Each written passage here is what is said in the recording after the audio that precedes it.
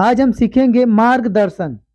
जब तक हमारे जीवन में कोई मार्गदर्शन नहीं होता, कोई हमें मार्ग बताने वाला नहीं होता, हमें नहीं समझ आता कि हम कैसे चलें और कहाँ जाएं। सबसे बड़ा खतरा यह नहीं है कि हमारा मार्गदर्शन बहुत बड़ा है, बल्कि विडंबना यह है कि हमारा मार्गदर्शन बहुत छोटा है। अक्सर हम इसे जब पा लेते हैं तो हम समझ नहीं पाते कि हमें कैसे चलना है आगे। नीति वचन के 29 अध्याय 18 वचन। जहां मार्गदर्शन की बात नहीं होती वहां लोग निरंकुश हो जाते हैं, और जो व्यवस्था को मानता है वह धन्य होता है। आखिरकार मार्गदर्शक क्या है? मार्गदर्शन कोई तस्वीर नहीं है जो हमें केवल यह बताए कि क्या हो सकता है, बल्कि यह परमेश्वर की ओर से एक आह्वान है जो हमें बताती है कि तुम क्या करने के लिए बुलाए गए हो। मार्गदर्शन अपनी वर्तमान परिस्थिति के पार देखने का वरदान है, जो एक व्यक्ति को उसके जीवन का उद्देश्य बताती है। मार्गदर्शन न होने के खतरे। बिना मार्गदर्शन के लोग अपनी मंजिल से आसानी से भटक सकते हैं।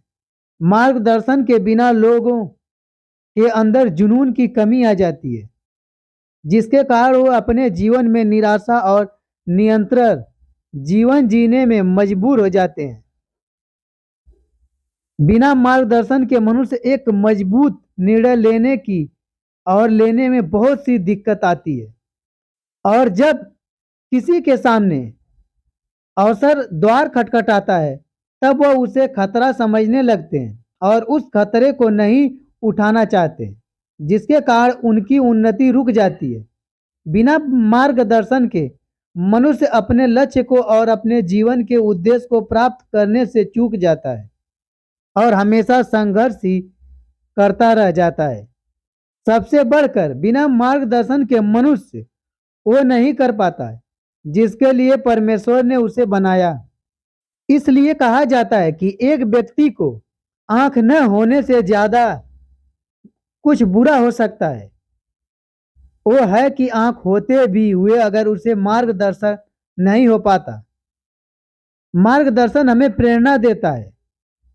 बिना मार्गदर्शन के हम उस जहाज के समान हैं जिसका कोई चालक नहीं। मार्गदर्शन के द्वारा ही हम अपने लक्ष्य की ओर बढ़ते हुए प्रेरणा प्राप्त करते हैं। मार्गदर्शन के कारण ही हमें स्पष्ट रूप से पता होता है कि हम कहाँ और किस दिशा में जा रहे हैं, जिसके कारण हम अपने मार्ग में आने वाली तमाम बाधाओं को पार करने के लिए कठिन परिश्रम करते हैं और उसे प्राप्त करने के लिए हर प्रकार के बलिदान करने के लिए तैयार रहते हैं। मार्गदर्शन के लिए निर्णय लेने हेतु प्रोत्साहित हमें करता है। मार्गदर्शन हमें बताता है हमें कैसे निर्णय लेना चाहिए। मार्गदर्शन हमें निर्णय लेने और उस पर कार्य करने से बहुत ज्यादा प्रोत्साहित करता है। महान व्यापारी रतन टाटा कहते हैं कि मैं निर्णय लेते समय यह नहीं सोचता कि यह निर्णय गलत होगा या सही, मैं केवल निर्णय लेता हूँ।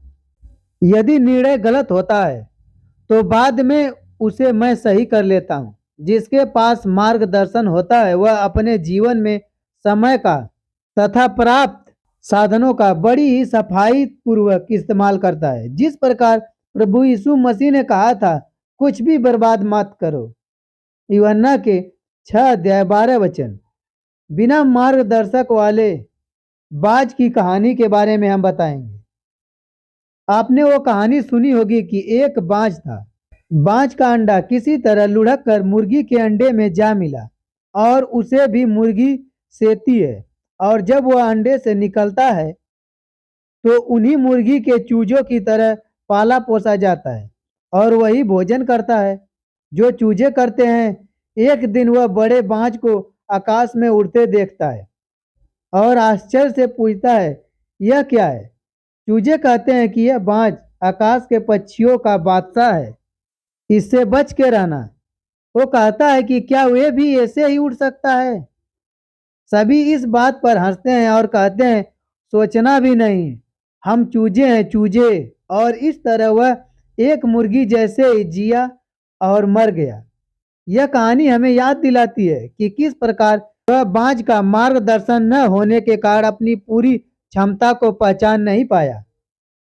उसी प्रकार यदि हमारे पास मार्गदर्शन नहीं है तो परमेश्वर का वचन हमसे कहता है कि उसकी प्रजा के बिना मार्गदर्शन का नाश हो रही है। आइए अपने पंखों को फैलाएं और विश्वास के कदमें बढ़ाते हुए अपने जीवन पूरी ऊंचाई पर उड़े और अपने जीवन का असली उद्देश्य को प्राप्त करें। आमीन।